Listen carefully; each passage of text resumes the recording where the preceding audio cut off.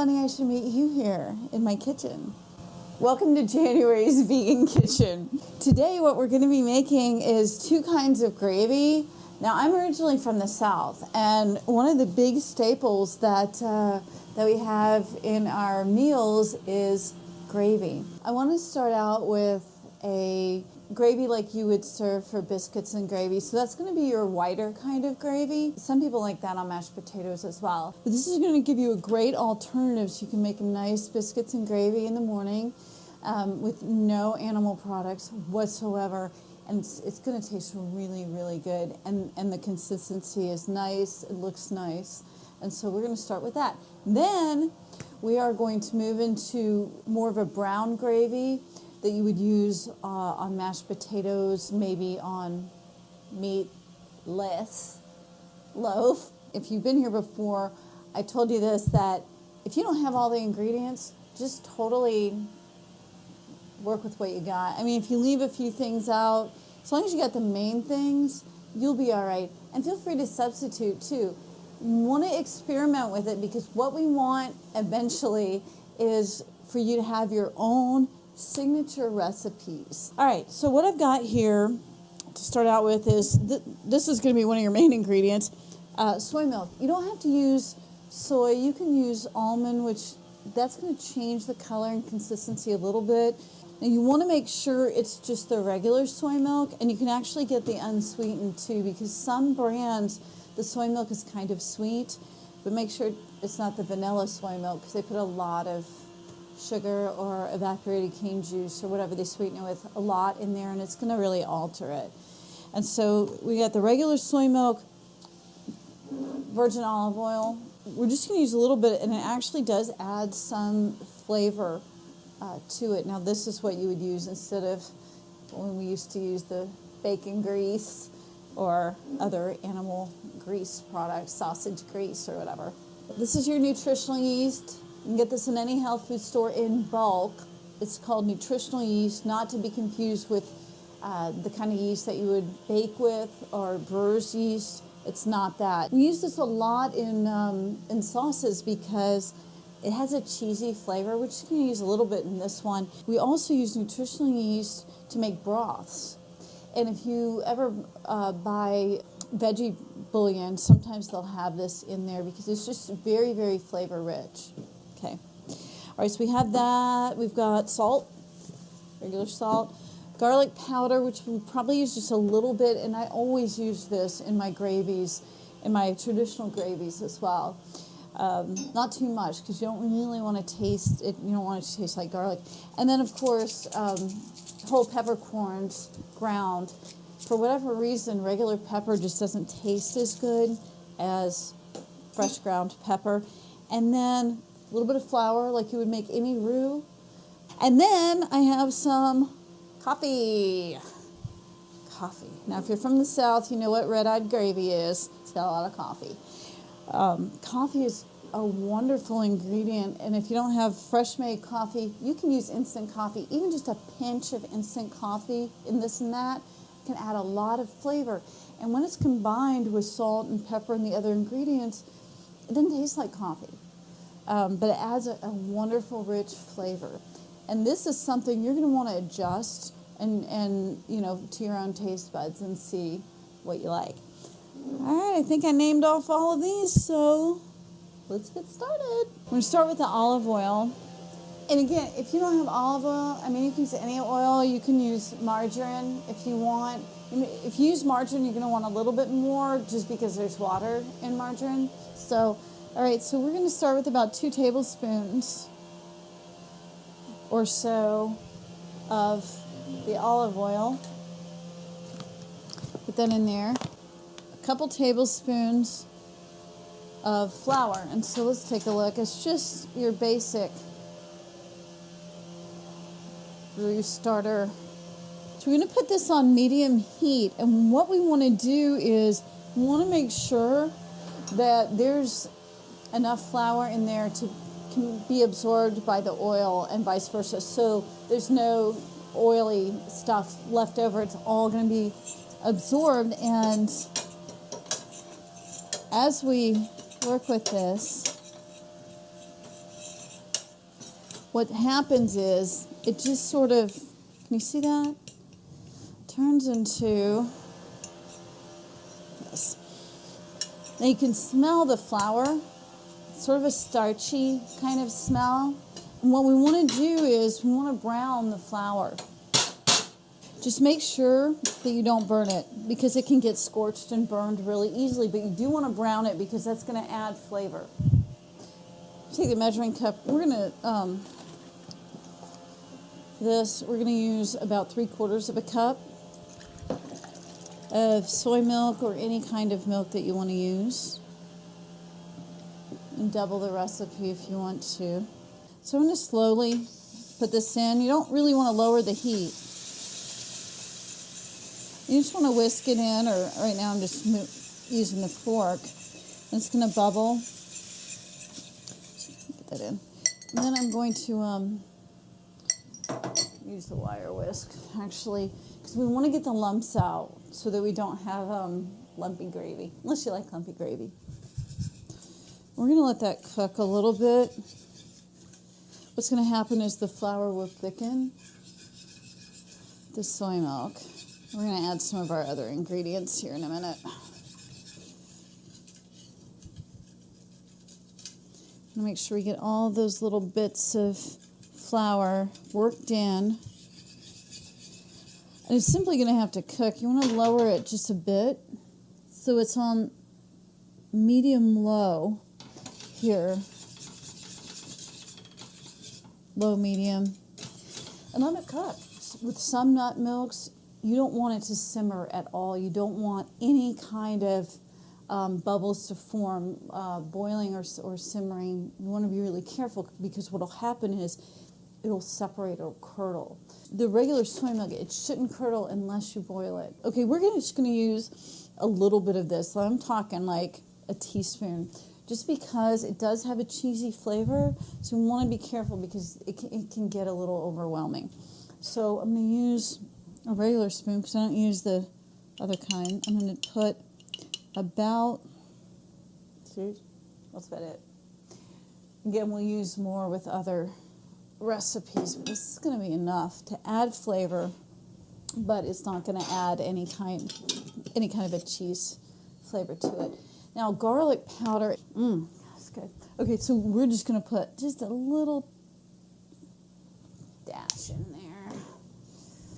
I'm going to mix this up. A little bit of pepper. With the fresh ground pepper, too, because it's bigger, it adds those little specks that you sometimes see in sausage gravy. And, of course, salt. All right, I'm going to take a taste of this. It's not quite thick enough yet. It will be in just a moment. But can you see how it's good? Whoop, that's nice. Oh, heck yeah. Oh, man, that is good. I hate to brag, but this is so good. Seriously, here. Another little piece to think about with this gravy, what you can do if you want more of a traditional sausage gravy, like the sausage is actually in it, two things. You can add a bit of the seitan that's already made, or I call it wheat meat. We made that in another episode. You can add that, just crumble those up and put them in there. And then you're going to want to probably add a little bit of sage. We've had sausage that has that sage kind of taste to it. So you can add a little bit of sage. You can add a little bit of hotness too with some additional pepper. Even a little teeny dash of cayenne you can add as well to get that little bit of hotness too. I like it the way it is. But those are some options that you can switch it up and take it to a whole nother level. For our second gravy, like I said before, we're going to make more of a beef type gravy. Again, this would be something that you want to put on mashed potatoes, meatless, loaf, that type of thing. Now, if you don't have soy milk or you don't want to use soy milk, if you want a thinner gravy, a different consistency, instead of soy milk, you can use a veggie broth, either that you make or with a bouillon. That's fine too. But I like even my beefy gravies to be creamy as well. So this is going to be your brown gravy. All right, so we have the soy milk. We've got the coffee. We're going to use a little bit more of this. Salt. We've got your nutritional yeast that we had before. Garlic powder. Pepper. And olive oil. What I've added here is a little bit of molasses. And this is actually Bragg's liquid aminos, but it tastes just the same as soy sauce. It's just a little bit healthier version of soy sauce, so you can totally use soy sauce, okay? All right, and again, if you don't have all the ingredients, make it anyway. Just add whatever you think would be good, okay? All right, so this is going to start out in a similar way. We're going to make a real simple roux like we did before. I'm going to use a little bit more of the olive oil. Just for flavor here. So we're going to use about 3 tablespoons. We're going to use about 3 tablespoons of flour. Feel free to use wheat flour. That would work just as well. This is just an all-purpose flour. So we're going to let this cook a little bit. And what we're going to do here is I'm going to use about 1/2 cup of this soy milk. Okay. Or you can use the veggie broth instead. And then I'm going to use about 1/2 cup of the coffee. It's browning a little there. And if you were here, you could really smell it. Smell it cooking. Okay. So let it cook for just a second or two more. So we're going to take our liquid latte, and again, just like before, we're going to whisk it in. Make sure it's on medium heat.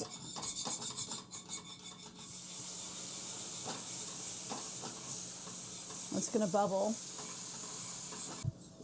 Okay, and so we're going to whisk all of that flour in to make sure that it's being absorbed, it's not lumpy. Make sure you go around the edges to get it all, because that's what's going to, again, thicken it. Look at that color.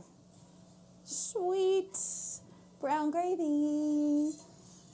Coming up in a few minutes. It smells so good. It's that coffee. It really gives it a nice smell. Okay. All right, so that's cooking, and we'll just go ahead and add our other pieces here. We're going to use about a teaspoon like we did before. That's all we really need. Throw that in there.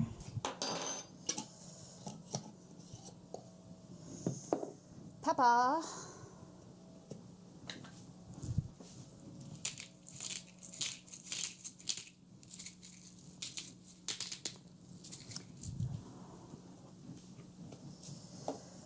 You're not going to use as much salt because of the soy sauce. So we're looking at just, and this is completely to taste. I'm just going to throw in a little bit of salt. We've got about 1/4 teaspoon there. I'm going to throw that in there. Now we're going to use our molasses. You don't have to use this. I just really like the flavor that it adds, a little bit of richness. Yeah, we're just about a little less than a kitchen teaspoon. So I put the molasses in, and I'm going to wire whisk this. Oh, man. This is looking nice. That smells good. Okay. All right, we need other ingredients. And really, you can put these in at any time after the liquid goes in. Okay, I know it's a mess. So I'm going to take, now tahini is strong. We're going to use a little bit less than a kitchen teaspoon, a 1/2 kitchen teaspoon rather, which would equal to about a measuring teaspoon, and whisk that in. Yeah, you need to be careful with tahini. Now, what you want to know about tahini is that this is expensive. It's probably, these are $8, $9 for one of these, but it lasts a long time. It's just for cooking. It's going to add, you can taste it. It's not something you want to eat by itself usually, but sauces, gravies, hummus, you need the tahini. And what it is roasted sesame. It's ground sesame, so it's like peanut butter only with sesame seeds instead. And if you don't have tahini, you can make this gravy without it. That's fine. Then I'm going to turn this on really low now. It's pretty much cooked, but it's just started bubbling. Can you smell that? Use your imagination and take a good whiff of that, because that's some good stuff right there. Some good old gravy.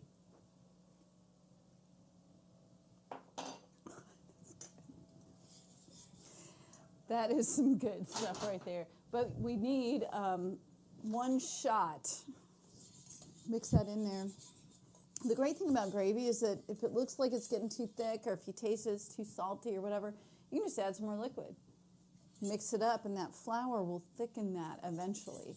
You might want to add a little bit of poultry seasoning or a little, again, sage to that. But the poultry seasoning will have your sage. It'll have thyme, probably maybe a little rosemary and things like that. The same type of stuff that you would put in your stuffing or dressing, however you call it. So you could add that in there as well. All right, we've got our white gravy, and what I'm going to show you here is, this is the seitan or wheat meat. We made this a while back on a different episode. So, and then what I did with these is I defrosted them, and then I took them and I squeezed the water out. So we want to squeeze them. Squeeze all the excess, not all, but a good amount of the excess water out. Okay, there they are. All right, and so this is so awesome, and like I showed you on the other episode, if you were there, you can put these in the food processor and just grind them up a little bit, and it's going to have the consistency of ground beef, or the lighter ones. It'll look more like ground turkey. You can use for your meatless loaf, or for the taco filling, or put it in chili. In chili, it's awesome. You can't even tell the difference. All right, so, but here, what I'm going to do to get that traditional meaty gravy is we're just going to tear these up, and they tear up pretty easily. I'm going to throw them in here. So we get more of that sausage look to them, to the gravy. I'm not going to put a lot because we made a small batch here. Mix those up. Oh, yeah. Does that look like a sausage gravy or what? Look at that. Heck yeah. So we did it. We made 2 gravies. We made your traditional sausage gravy that you can have in the morning with your hot homemade biscuits. And we made your bread. Look at how thick that got, too. We made your brown gravy that you can have at night, poured over your mashed potatoes and your meatless loaf. Look at that. Look how thick it is. That's good. Nice. Wow. You're really going to impress some people with this. Well, I want to say thank you for joining me again in January's Vegan Kitchen. I hope to see you next time, where we're going to be making some cheese sauce. Maybe we'll put it on broccoli, maybe macaroni, whatever. Super, super easy. Until next time, thank you.